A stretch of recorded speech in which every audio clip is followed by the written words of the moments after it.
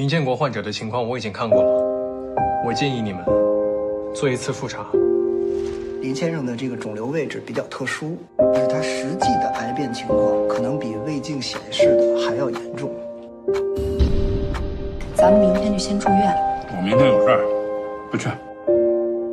你们还能把我绑上手术台？林建国，你老说我不负责任、不懂事，你呢？以身作则了吗你？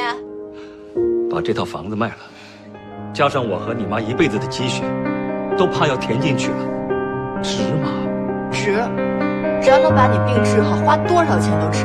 那要是治不好呢？他就是怕什么都没有留给咱们2人，我什么都没有。